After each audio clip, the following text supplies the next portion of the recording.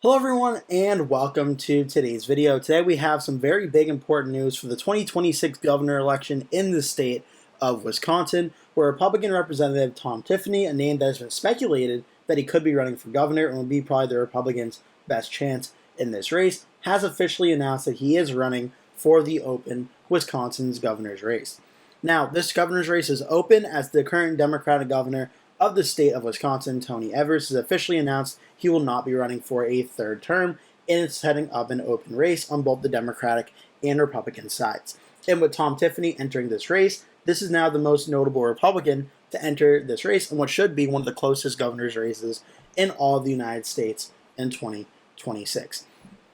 So, okay, this is the news for this video. Now the backstory on this race. As I mentioned, Tony Evers, the current governor, is not going to seek a third term. And that is leading a wide open race on the Democratic side, with several Democrats running, including the Lieutenant Governor of Wisconsin, Sarah Rodriguez, and David Crowley, Milwaukee County Executive, I would argue as the two most notable Democrats currently running at this current point in time, with a lot of other state representatives and state senators running as well. Now, another Democrat that's expressed interest, that's a very notable name, is Mandela Barnes, the former Lieutenant Governor of Wisconsin from 2019 and 2023. He's expressed interest in this race. If he were to enter, he could make the Democratic primary very interesting as well. There are lots of other Democrats that could run as well that have not made any announcement clear at this current point in time. So the Democratic side of things, right now, it probably would be Sarah Rodriguez in the current Democratic primary field, but that could all change if Mandela Barnes jumps in or if David Crowley gets a huge influx of support. But for now, let's go with the assumption that Sarah Rodriguez ends up winning a crowded Democratic primary. I'm also making that assumption as there's not currently any polling data done for the Democratic primary at this current point in time.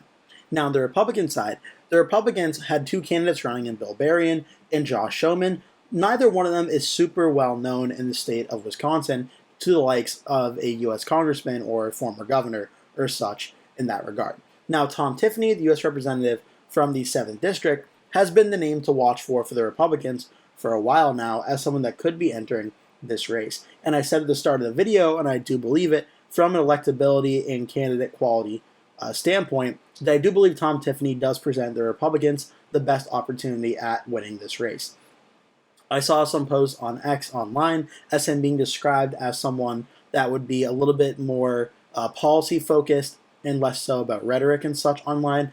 We'll have to wait and see, obviously, as the campaign unfolds, if that'll be true or not. But someone like that, I think, would give the Republicans a stronger opportunity in this race than someone that's probably more, I would say, outspoken and such in the race. Now, obviously, we'll have to wait and see how that all develops, but I do believe Tom Tiffany presents the Republicans their best candidate for this race.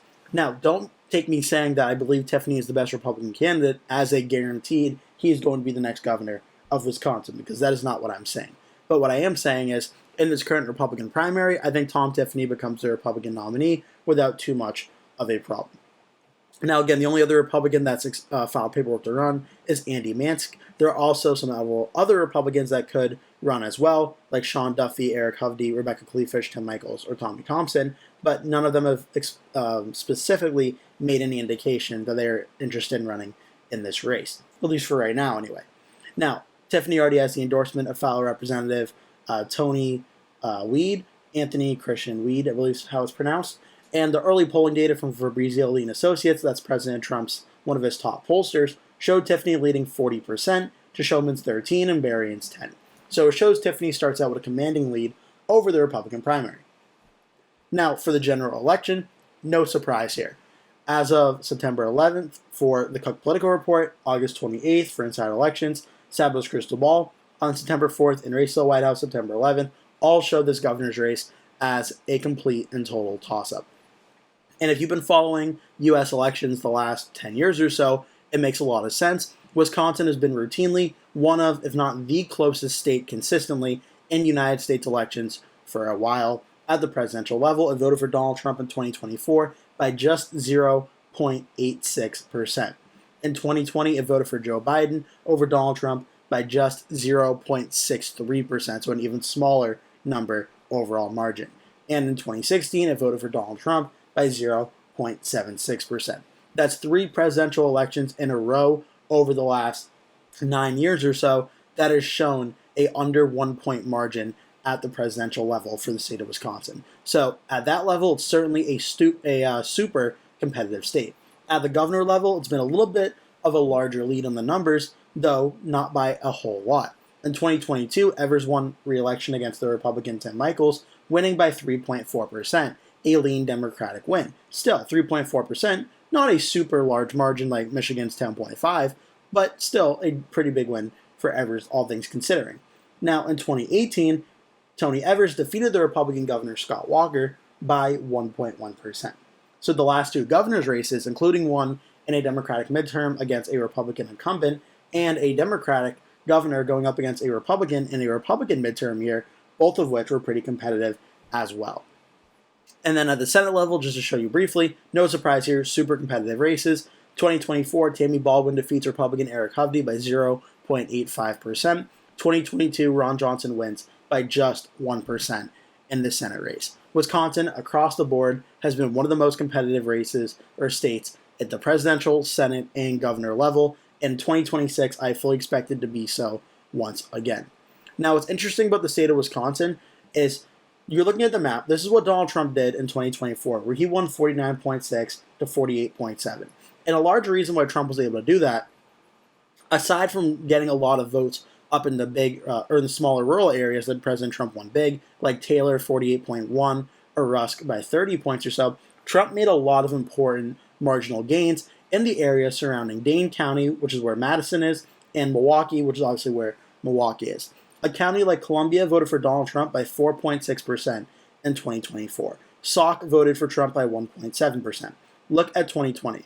Columbia only voted for Trump by 1.7%, and Sauk voted for Biden by 1.7% as well. So these two counties are very important to watch. Now, Iowa County voted for Kamala Harris by 7.6% in 2024. In 2020, Biden won it by 13.7%. So even though this one didn't flip red, the margins in which the Democrat wins it by makes a very big difference. Like in Greene County, Kamala Harris won it by 0.27%. In 2020, Biden won it by 3.2%. Another county that voted blue, but President Trump made a lot of marginal gains there. And Rock County, 11.2% win for Joe Biden. 2024, 7.3%. So these areas, these counties of Rock, Greene, Iowa, Sauk, and Columbia are 5 very important counties to watch for in this governor's race when it comes down to it for 2026. If it's Sarah Rodriguez versus Tom Tiffany, how these areas are voting by margin of victory are going to be crucial to determining how well this is going. It should also be worth noting, I mentioned the competitive areas around Madison. What about Madison itself? Dane County voted 51.5% margin of victory for Harris over Trump, a very large number. Now let's look back at 2020. Joe Biden won at 52.6%. So only about a 1-point difference between 2020 and 2024. But in an election that's super close, like Wisconsin is, that 1% difference in margin of victory could make the difference between winning and losing if you're a Democrat or a Republican in the state of Wisconsin. So that 1% could be very big. Now let's move to Milwaukee. Milwaukee voted for Kamala Harris by 38.4% over Donald Trump in 2024. 2020, 39.9%. So in this one, about 1.5% shift. Again, in a super close race, with so many people living in this one tiny county, that will make the difference between winning or losing. So very big margins, very important margins there in Milwaukee as well. Now these two counties, Racine and Kenosha, are 2 suburban counties as well right outside of Milwaukee that also played very pivotal roles in this state. Racine voted for Trump by 4.1% in 2020, Kenosha 3.1%. 2024, Trump won Racine by 6.2%, Kenosha by 6.2%. If these counties are under 5 points in 2026, this likely means the Democrat is outperforming Kamala Harris's number from 2024, and the Republican, if it's Tom Tiffany, could potentially be in trouble. Because if we're seeing Racine County and Kenosha County trending towards the Democrats, well, then we're probably seeing the greater counties around Madison likely trending blue as well. So these are the key areas in Wisconsin I'm watching for on election night 2026 in the state of Wisconsin to determine how the governor's race is going. Now, no surprise, for the governor map for 2026, I have Wisconsin starting out in the toss-up category. It is currently one of 5 governor's races that I have in the toss-up category after I did move Kansas to likely Republican, which I expected to be for right now. Based on this right now, I do truly believe Wisconsin could go either way. It could go Democrat or it could go Republican. But I do think at this current point in time, given that 2026 is supposed to be more of a Democratic midterm turnout year, I would start Wisconsin very narrowly in the Democratic category, going blue by under 1 point. But I think this is certainly a race that's very close, that both the Democrats and Republicans could potentially win. But I want to hear what you think about this race. If Tom Tiffany runs, for one, do you think he'll be the Republican nominee?